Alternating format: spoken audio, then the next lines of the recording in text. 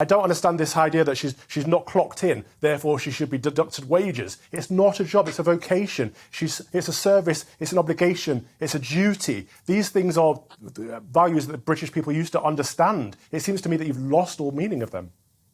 She gets a huge amount of money, has incredible privileges. Is this envy of the left? Nobody would be allowed in public. Would you want her job, Kevin? Doing that.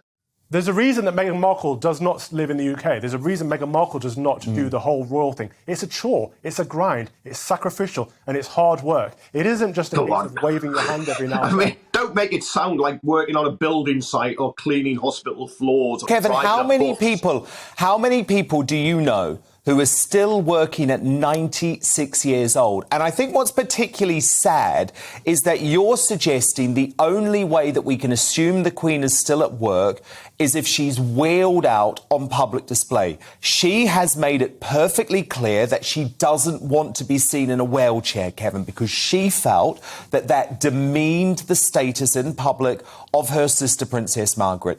And I think after 7 decades of impeccable service, Kevin, we owe her enough to respect that decision. I think after 7 decades, it's time to say thank you and goodbye.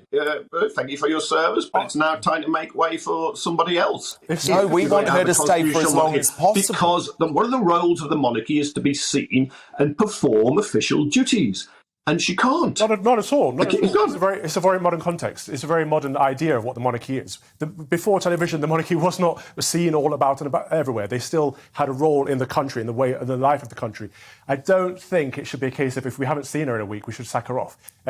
She has served us for decades. Surely we owe her the repayment of that. We should be looking after her just as she's looked after us. She served in World War II. She served in many, many patronages and many, many charities over the years. She's helped not just British people, but the Commonwealth of nations around the world. God. Do we not owe her? Look, you're drowning in deference. Served in World War II. She wasn't on the Arctic convoys. She wasn't at D-Day. She wasn't flying a Spitfire in the Battle of Britain. Come on. Come on. I mean, but Kevin, get a grip, man. Get a grip of yourself. Get a grip of yourself. You sat on national TV disrespecting a 96-year-old who's spent her entire life serving this country. What have you done to serve this country? Every day I do my duty by talking to people like you and pointing out the errors of your way. Sometimes the alternative voice. I'm the voice of common sense and reason. You're the voice of common sense. You are promote her in a way.